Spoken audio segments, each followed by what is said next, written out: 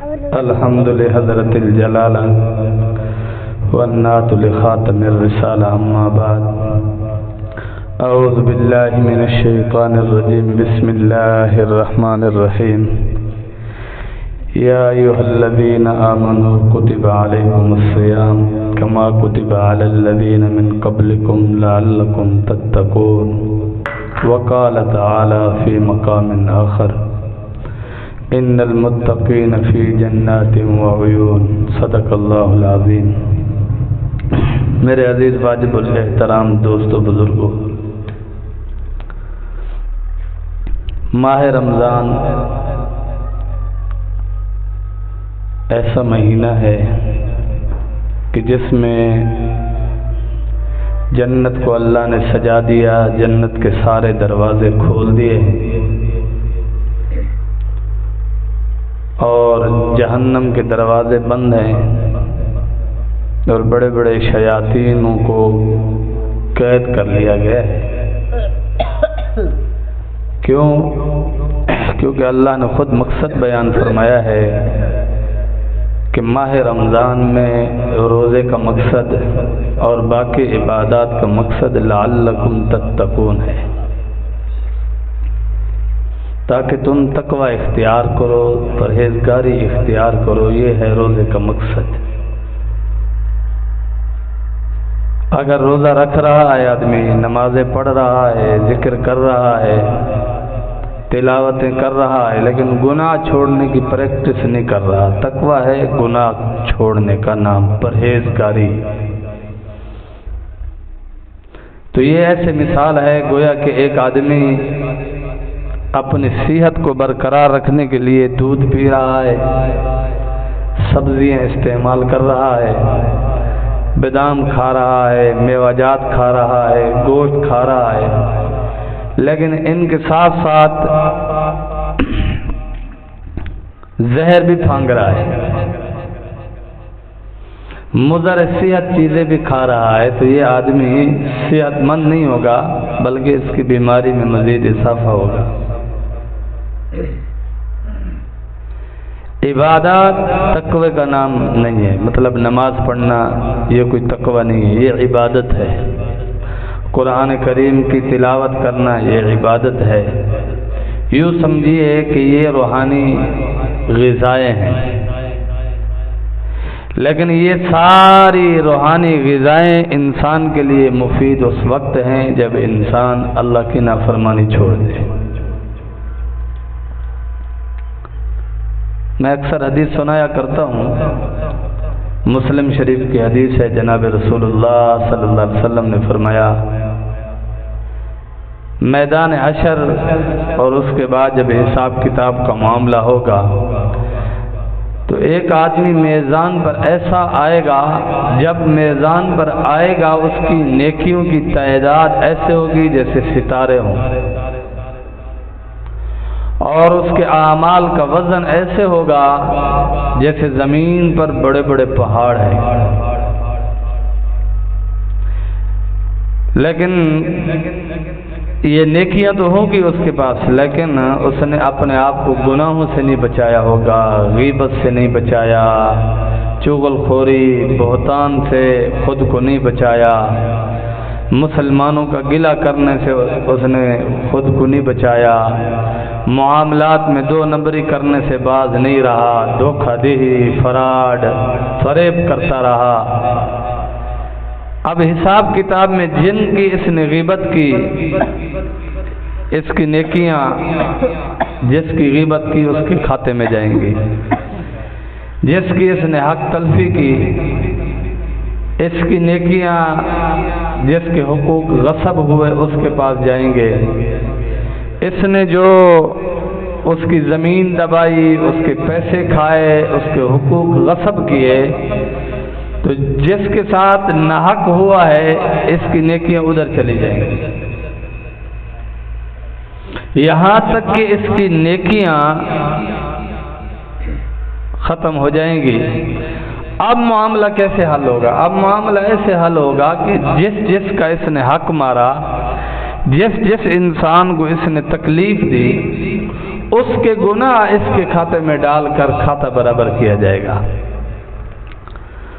تو فرمایا جب میزان سے یہ بندہ واپس پلٹے گا، آنے سے پہلے جیسے اس کے نیک اعمال ایسے تھے جیسے آسمان پر ستارے ہیں عدد کے اعتبار سے، اور وزن کے اعتبار سے ایسے ہیں جیسے پوری زمین پر پہاڑ ہیں۔ تو جب یہ حساب کتاب سے فارغ ہوگا تو اس کے گناہ ایسے ہوں گے وزن کے اعتبار سے جیسے زمین پر پہاڑ ہیں۔ کیوں؟ اس نے خود کو اللہ کی نافرمانی سے نہیں بچایا۔ ان المتقین فی جنات و عیون، اللہ کریم نے اعلان فرمایا ہے کہ بے شک متقی لوگ باغات میں ہوں گے، نہروں میں ہوں گے، چشموں میں ہوں گے۔ ادخلوها بسلام آمنین، اور ان کو کہا جائے گا سلامتی کے ساتھ بلا خوف و خطر جنت میں داخل ہو جاؤ۔ لیکن یہ دیکھو کہ یہاں یہ نہیں کہا گیا عبادت گزارو آپ جنت میں داخل ہو جاؤ، نہیں فرمایا متقی لوگوں تم جنت میں داخل ہو جاؤ۔ باغات والی جنت، نہروں والی جنت، چشموں والی جنت جس میں ہمیشہ ہمیشہ کی جوانی رہے۔ ابھی میں مضمون پڑھ رہا تھا، میرے دادا پیر شاہ حکیم اختر صاحب رحمۃ اللہ علیہ نے بڑی پیاری بات فرمائی۔ فرمایا کہ جو چیز آپ اللہ کے نام پر خرچ کرو گے وہ ہمیشہ ہمیشہ باقی ہو جائے گی۔ جو چیز ہم نے کھا لی، پی لی، بچا لی، بنائی، یہ سب فنا ہے۔ میری آنکھ ہے، اس میں دیکھنے کی قدرت ہے، میں دیکھ رہا ہوں، چیزوں کے نظارے کر رہا ہوں، لیکن تقوی اختیار نہیں کیا، یہ نظریں اللہ پر میں نے فدا نہیں کی تو یہ فنا ہو جائیں گے۔ حدیث پاک میں آتا ہے کہ بعض لوگ جہنم میں ایسے ہوں گے جو نبینا ہوں گے، ان کی نظر نہیں ہوگی، اندھے ہوں گے۔ تو جنہوں نے یہ نگاہیں اللہ پر فدا کر لی، یعنی اس نگاہوں سے اس نے اللہ کی قدرت کے نظارے دیکھے، آسمان دیکھا، سورج دیکھی اور چاند دیکھا، فصلیں دیکھی، اور اللہ والوں کی اس نے زیارتیں کی، اللہ والوں کو اس نے جو ہے وقت دے کر ان کا دیدار کیا، ان سے اصلاح کروائی، قرآن کریم کھول کر دیکھ کر پڑھا، حدیث پاک کھول کر دیکھ کر پڑھی، یہ سارے نیک اعمال ہیں، مساجد دیکھی، تو یہ نظریں اس کی ہمیشہ ہمیشہ کے لیے باقی ہو گئی۔ اب جس نے اپنی جوانی اللہ پر فدا کر دی، میرے پیر دادا پیر مرشد نے فرمایا جس نے اپنی جوانی اللہ پر فدا کر دی، اس کی جوانی ہمیشہ ہمیشہ باقی ہو گئی کہ اللہ اہل جنت کو جوانی عطا فرمائیں گے۔ جہنمیوں کے لیے جوانی نہیں کہا،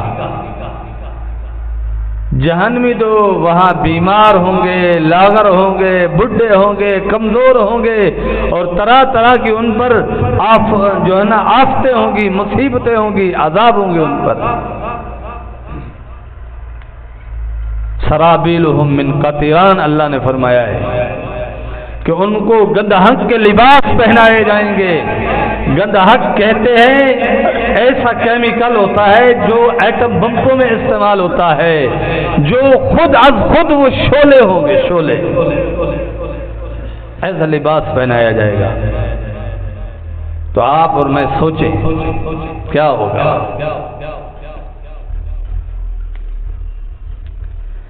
تو جس نے اپنی جوانی اپنے اللہ پر فدا کر دی، یعنی زنا، لواطت، بدکاریاں، نافرمانیاں چھوڑ دی، میدان حشر میں جب سب لوگ تپتی ہوئی جو ہے دھرتی پر کھڑے ہوں گے اور اپنے گناہوں کے پسینے میں ڈوبے ہوئے ہوں گے، اس وقت جس نے جوانی اللہ پر فدا کی وہ عرش کے سائے میں بیٹھا ہوگا، اور جنت میں ہمیشہ ہمیشہ کی اس کو جوانی مل گئی، راحتیں مل گئی، نہ کوئی بیماری ہے، نہ کوئی سر درد ہے، نہ کوئی تکلیف ہے۔ اس لیے جناب رسالت مآب صلی اللہ علیہ وسلم کا فرمان ہمیں سامنے رکھنا چاہیے کہ آقا علیہ السلام نے فرمایا، جس بندے نے روزہ رکھا اور خود کو گناہوں سے نہیں روکا، یعنی آنکھوں کو بد نظری سے نہیں روکا، کانوں کو گانا سننے سے، بری بات سننے سے نہیں روکا، زبان کو گالم گلوچ سے نہیں روکا، غیبت کرنے سے نہیں روکا، چغل خوری سے نہیں روکا، تہمت لگانے سے نہیں روکا، اور اپنے دل میں غیر اللہ کی اور حسیناؤں کی محبت سے اپنے دل کو نہیں روکا، اور اپنے دماغ کو اللہ کے غیر کے بارے میں سوچنا نہیں چھوڑا، تو اللہ کے حبیب نے فرمایا سوائے بھوکا پیاسا رہنے کے اس کے لیے کچھ بھی نہیں ہے۔ یہ تو ظاہری حکم ہے نا کہ صبح جب یہ سحری کھائے گا، سحری کھانے کے بعد سارا دن روزہ بند کرنے کے بعد نہ پانی پیے گا، نہ کھانا کھائے گا، نہ اپنی بیوی سے ہم بستری کرے گا،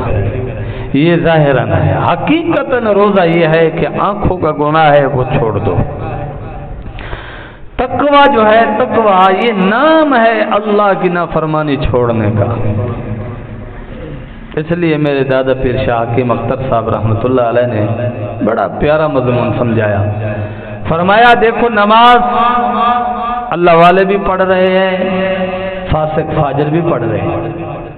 قرآن کریم اللہ والے بھی پڑھ رہے ہیں، فاسق فاجر بھی پڑھ رہے ہیں، اللہ کا ذکر اللہ والے بھی کر رہے ہیں، فاسق فاجر بھی کر رہے ہیں۔ تو یہ غذا ایسی ہے جو اللہ کی صفت رحمان سے آئی ہے، یعنی سب کے لیے عام ہے، لیکن ایک خاص غذا ہے جو اللہ والے ہی وہ غذا کھاتے ہیں، وہ غذا ہے گناہ چھوڑنا۔ جس نے اپنی جوانی اللہ پر فدا کر دی، یہ نہیں ہے کہ اس کی جوانی صرف جنت میں اس کے لیے ہوگی، نہیں، فرمایا اس کی داڑھی سفید ہو جائے گی، داڑھی سفید ہو جائے گی، لیکن اس کا دل تکڑا ہوگا، اس کا دل اللہ کی محبت کی لذات کو محسوس کر رہا ہوگا، اس کا دل کیفیات سے بالا بالا ہوگا، اور ایسے مزے اور لطف لے رہا ہوگا اس کا دل کہ دنیا والے حیران ہوں گے۔ آج بھی لوگ کہتے ہیں جی مولوی کا کپڑا بڑا اچھا ہے، مولوی کی تنخواہ تھوڑی ہے، ٹکر بڑا اچھا کھاتا ہے، روٹی بڑی اچھی کھاتا ہے، تو کروڑوں والا لاکھوں والا وہ غذائیں نہیں کھا رہا جو اللہ کا قرآن پڑھنے والا، اللہ کا دین پڑھنے والا، اللہ کا ذکر کرنے والا کھا رہا ہے۔ تو یہ تو دنیا میں چھوٹی سی مثال ہو گئی نا، کہ جس کے پاس اسباب دنیا تو تھوڑا ہے لیکن اس کے چہرے پر رونق ہے، خوشی ہے۔ مجھے ایک مالدار آدمی نے خود کہا ہے کہ حضرت صاحب میری 40 جو ہے نا وہ کیا کہتے ہیں وگھے 20 ایکڑ میری زمین ہے، لیکن یہ 10,000 والا، 15,000 والا، 20,000 تنخواہ والا، میں جب ان سے ملتا ہوں تو یہ جب کہتے نا الحمدللہ، اس نے کہا مولانا صاحب یقین جانو یہ دل کی عطا گہرائی سے کہہ رہا تھا الحمدللہ، اس کے چہرے پر خوشی کے آثار ٹپک رہے ہوتے ہیں، اس کا چہرہ بتا رہا ہوتا ہے کہ یہ ایسے خوش ہے جیسے چودھری کا چاند خوش ہوتا ہے، جیسے اس کی کہکشائیں لوگوں کو نظر آتی ہیں اور وہ اس سے لطف اندوز ہوتے ہیں۔ کہا ہم ان دین والوں کو دیکھتے ہیں کہ ان کے پاس اسباب دنیا، سامان دنیا تھوڑا ہے، لیکن ان کے کھانے دیکھیے، لوگ دعوت کر کے ان کو کھانا کھلا رہے ہیں، گھر بلا کر کھلا رہے ہیں، اور ان کے دل میں اللہ کی محبت کا لطف ایسا ہے کہ ان کے چہروں پر سکون ہے، اطمینان ہے، ہر وقت خوشی ہے، نورانیت ہے۔ تو یہ دنیا میں اللہ پر فدا ہونے کا انعام مل رہا ہے، تو آخرت میں سوچو کیسا ہوگا۔ دنیا کا سامان پورا ہے، اسباب دنیا پورا ہے، دولت ہے، گھر ہے، سب کچھ ہے، لیکن ان کی نیندیں حرام ہیں۔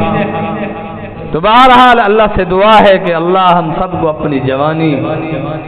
اپنی ذات پر فدا کرنے کی توفیق عطا فرمائے۔ 2 منٹ باقی ہے، دعا کرتے ہیں اللہ تعالی ہم سب کو رمضان میں تقوی اختیار کرنے کی توفیق عطا فرمائے۔ وآخر دعوانا ان الحمدللہ رب العالمین۔